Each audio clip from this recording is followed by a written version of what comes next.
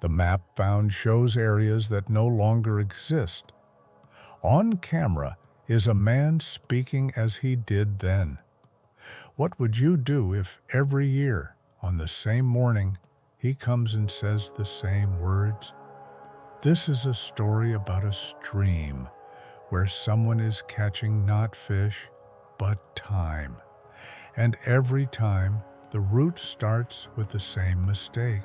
Franklin County, northern Maine. Thompson Creek is a small forest stream that is part of a system of water bodies that flow into Tebbets Lake. The place is remote, unofficial, without developed trails or signs. In recent years, almost no fishing has taken place here. The old wooden bridge that spanned the stream in the 50s had long since collapsed on one side. But locals still remembered it was on this bridge that they used to catch barbel and rainbow trout. In July 1990, a man named Ronald Kane, 48, was visiting his brother's house near Woods for the weekend. On Friday night, he was awakened around 4 a.m. by a distinctive sound, like someone was casting out a fishing line. At first, he thought it was the wind, but the sound kept coming. Line, movement, clicking, like someone fishing. But the bridge leading that way was abandoned, and the property was closed. In the morning, he decided to check. At 6 o'clock, 5, he reached the bridge. He saw that someone had indeed been there. An aluminum bucket stood on the railings, 3 freshly caught fish in it. One was still showing signs of life. Nearby was a wooden chair, its legs sunk into the muddy bank, as if someone had been sitting there and had not gotten up. Near the log was a neatly placed notebook in a square. No name, just the inscription on the cover. Thompson. Morning cycles. He did not touch the things. At first, he thought that the fisherman had simply gone away. But when he returned to the same place in the evening, everything was in place. Only the fish in the bucket were no longer breathing. And the notebook, leafed through by the wind, but not displaced. On the 4th page, there is a list of dates. The most recent one is 1707-90, but underneath it is a crossed-out line. The next one, 1707.85, same date, only 5 years earlier. And underneath it is neatly written, the bite started at 0441. The weather is the same as then. Ronald took the notebook to the local station.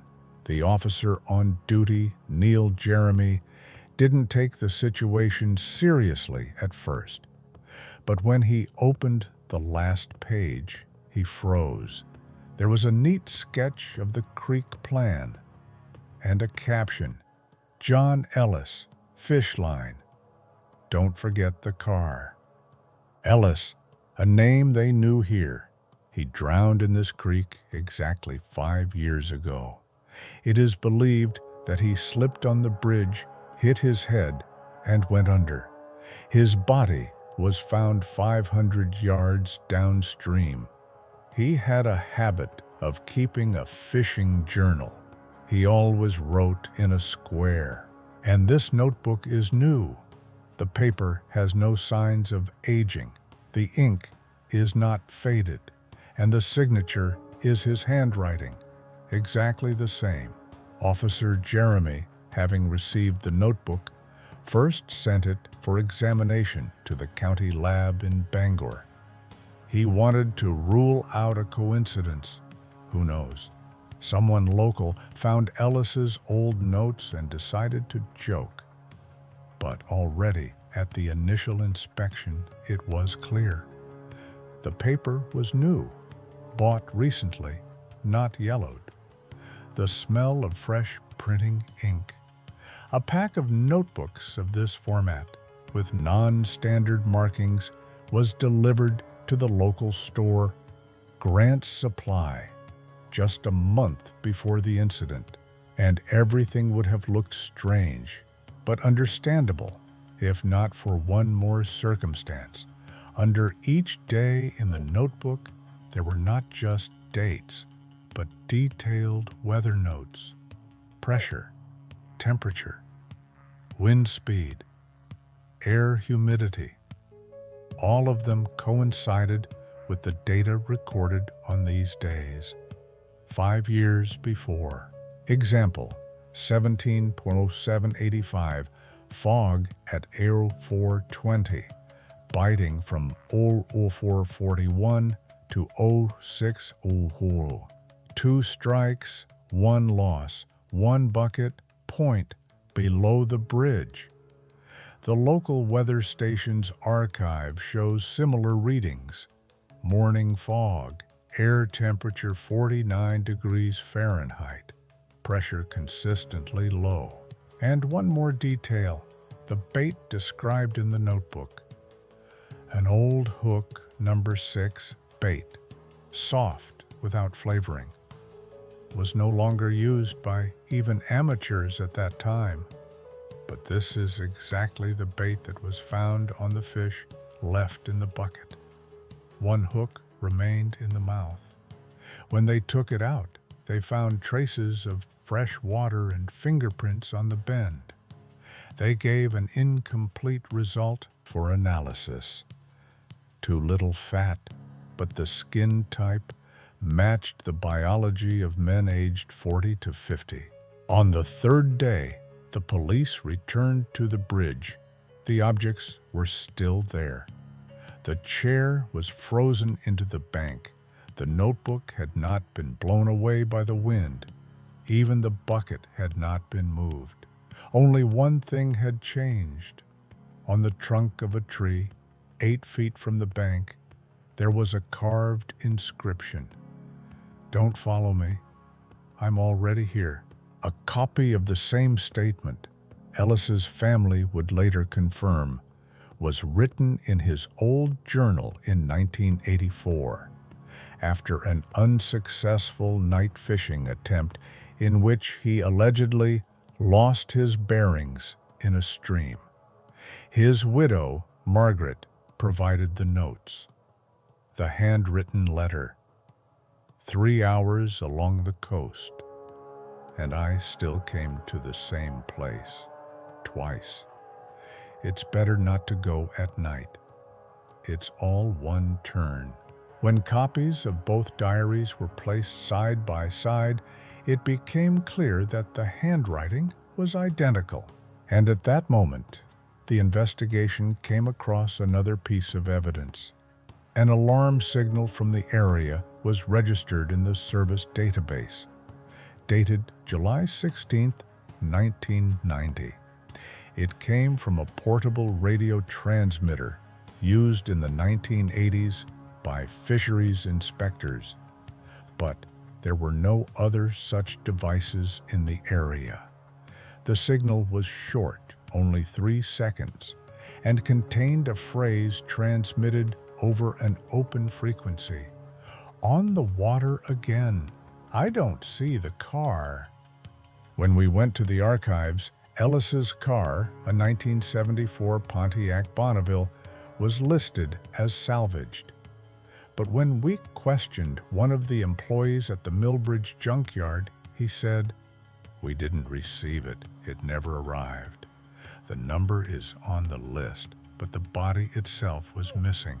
On the 4th day after the first alarm, local police contacted the Franklin County Records Office for a complete file on John Ellis.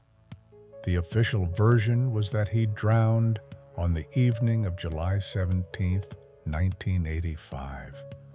A witness, his neighbor, Joe Martin, claimed to have seen John go fishing in the morning and not return by evening. His body was found 2 days later, stuck under a snag downstream, about 800 yards from the bridge. The cause of death was head trauma from a fall, an accident. He left behind a widow, Margaret, and a brother, Ray Ellis. The brother later left the state and the widow lived alone and avoided any mention of the incident for more than 2 decades, until Officer Jeremy came to her to show her the notebook found near the bridge. Margaret recognized the handwriting immediately, but not only that. On the 3rd page, in small letters at the bottom, John had left a note. "Marg, if you read, it still works. Turn towards the bite, not towards the noise." These words refer to John's famous phrase among local fishermen: "Don't go to the sound of the water, go to the bite." He always said that the stream leads not where you can hear, but where you can't hear anything. Against this backdrop, the officers decided to check the perimeter along the creek again, and there, 25 yards from the collapse line of the bridge, one of the volunteers found a submerged fishing license case in the water. It was weighed down by a rock. The paper inside was almost completely decomposed, but through the layer of plastic, you could read the name: Ellis, John, 1990. The license is for the current year, but John officially died 5 years ago. The document was sent for examination. The paper, despite being in water, still retained the structure of the seal. Issued in May 1990, registered in Washington County, not where he had lived before. The signature matches the sample of his driver's license. Meanwhile, a new report came in. A young hunter passing from the south along the creek bed said he heard talking by the water. He stopped. It was early morning, about 5, and he said he heard someone say, "Caught 3. The bucket is almost full. We need to leave earlier. They might come." The voice, as he put it, was muffled, calm, like an old one. But when he came closer, there was no one by the water. There was a bucket, and next to it, bait. The same old hooks and crumb. The police recorded the report, and while they were checking the area, one of the officers raised a question. If John Ellis was really there, then who was lying in the cemetery? Experts opened the case of 1995. The autopsy was conducted without DNA identification, by fingerprints and external signs. The official cause of death was blunt force trauma, probably a rock. The items matched, but the body was found without shoes, although Ellis left in standard waders. In 1985, this point was considered unimportant. Now it has become key. Another question: if he didn't have shoes, why were the footprints at the bridge in July 1990 left in the same shoes? And most importantly, why do the recordings from 1990 have the same structure, the same expressions, the same system of notes, right down to the remark left to the widow? The notebook, flash drive, and license were in the same time period, and the person whose name they bore was considered dead.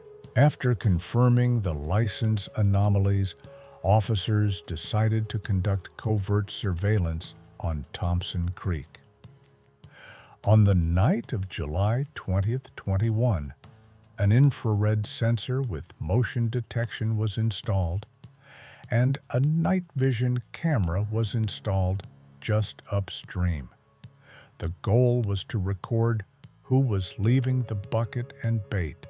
At the same time, fishery inspectors conducted a test. At the point where the last notebook was found, they placed two types of bait: a modern flavored paste and hand-wrapped crumb. 2 hours later, a bite was recorded on the crumb. But this was not what seemed strange. One of the employees noticed that the hook that worked was not from their set. An old model with a sawed-off barb. It turned out later that such hooks had not been produced since the early 80s. It was thrown carefully and precisely. By morning, the bucket appeared on the bridge again, empty but dry, as if it had just been placed there. Next to it were the same flattened footprints, and everything could have been written off as someone's evil joke if not for the fact that the camera actually worked. The recording shows footage from 4 to 4:20 in the morning. In the first seconds, there is movement from the forest. Through a narrow passage between the trees, someone comes out onto the shore. Height: approximately 5 feet 9 inches. The silhouette is male, in a fishing jacket, cap, unhurried movements. In his hands is an object similar to a fishing rod. He stops at a log, puts something on the ground, presumably a bucket. And here's the key moment.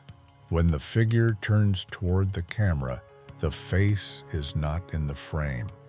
But when you slow down, you can see that the right hand is wrapped in a bandage. A photo of Ellis in 1985, taken a month before his death, had the same feature. He injured his hand by cutting himself on glass. Time of shot: 04:12. 2 minutes later, the figure leaves and never returns. And now comes the coincidence that most excited the investigators. On a page from Ellis's original notebook, dated July 16, 1985, is the following entry. Left at 04:12. Old spot, bucket in place, crumb worked. Same words, same structure, same minute. Officer Jeremy, studying both recordings, asks the question, if it's a coincidence, then it's too precise. And if it's not a coincidence, then who's coming back? And why? Against this background, a new signal comes in. A local fisherman reported seeing a man on the bridge early in the morning between Thursday and Friday. He showed the direction, described his clothes. When asked, "Are you sure you didn't make a mistake?" he replied, "I wouldn't have called if I hadn't heard him say 5 sooner rather than later." This was an expression John Ellis often used in conversation. It was not a general one. It was his personal formula, meaning better to leave at 4 than at 6. Margaret confirmed it. And this very phrase stood at the end of the last page of the new notebook. The handwriting was still the same. On the 6th day after the first call, a group of 3 officers and 2 volunteers decided to search a section of the creek downstream, the same spot where John Ellis's body had been found in 1985. Reports at the time said he had been found in a loop of the creek, stuck face down under a fallen log. He was only discovered because someone had seen his jacket float to the surface. Now this part of the stream has become shallow. The tree was washed away by the flood long ago, and the bottom is covered with dense silt. When the group approached the point, the coordinates of which coincided with the archival records, they saw someone had recently stood in the water.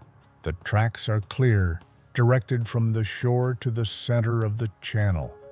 The depth is just above the ankle, but the water is colder than in any other part of the stream, about 41 degrees Fahrenheit, while upstream and downstream the temperature was around 48.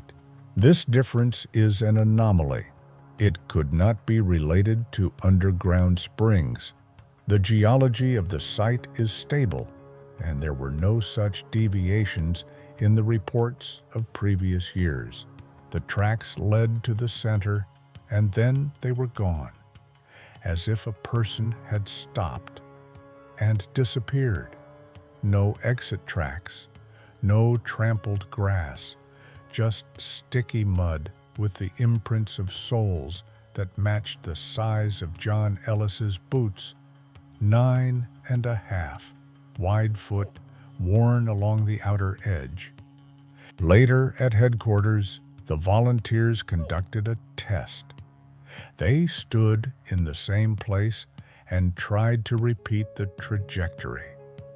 But each time there was at least a hint of movement, either on the surface of the water or along the edge of the bank. In the case of those tracks, everything broke off in the middle of the stream. Officer Jeremy insisted on a deep scan. The machine showed a faint reflection, as if there was a solid object in the lower layer of silt. The next day, a diver was sent in. He spent 30 minutes in the area marked by the machine and pulled out one object, a metal box the size of a palm. Inside is a spring lock, rusty but working. When the box was opened, they found the photograph is a yellowed shot of a stream taken from a bridge, a bag of bait, a crumb wrapped in oiled paper, and a paper card with the text, "If you can't find a car, follow the light, not the flow." The phrase was compared with Ellis's notes from 1983. It is there, word for word, in the section July Early Departure. But the real question came the next day. At 6:03 a.m., the camera at the bridge went off again.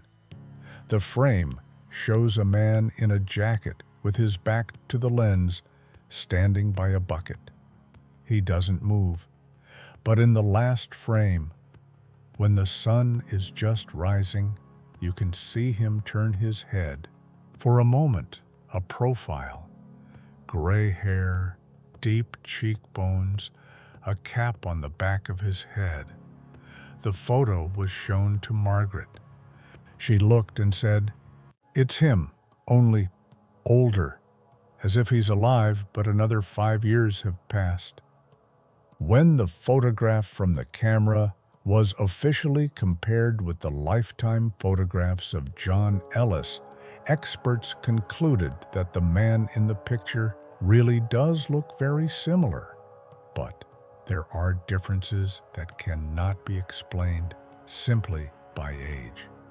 His shoulders are set differently, his nasolabial folds have deepened, and his face has a different oval. Experts estimate his age at 55 to 60 years, but the main similarity is not in anatomy, but in behavioral patterns. He is standing in the same place, in the same pose, with the same hand movements as in the 1983 photo of John holding a bucket by the bridge. Even the way he turns his head to the camera is identical. A day later, when the group walked around the creek area again, a volunteer noticed that someone had left a map in a crevice between two tree trunks at the base of the bank. A small sheet, hand-cut with pencil markings. It had no relation to the topographic grid of the county, but coincided with the bed of the stream.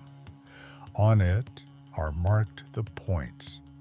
First bite, double shadow, bridge to the flood, and outlined in bold, line 1980.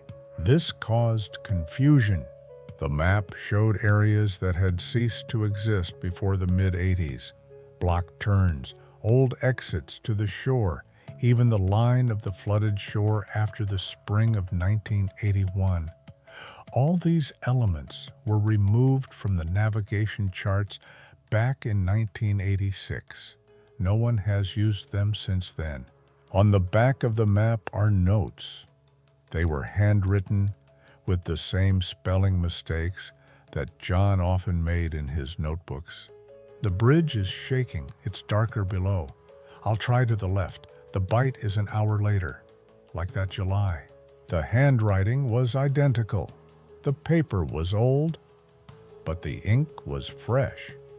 We sent it to the lab. They confirmed that the paper material was from the early 1980s and that production was closed in 1985.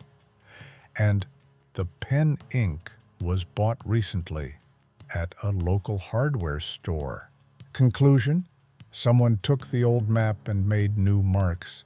Against the backdrop of these findings, one of the officers raised a question that had previously been considered closed.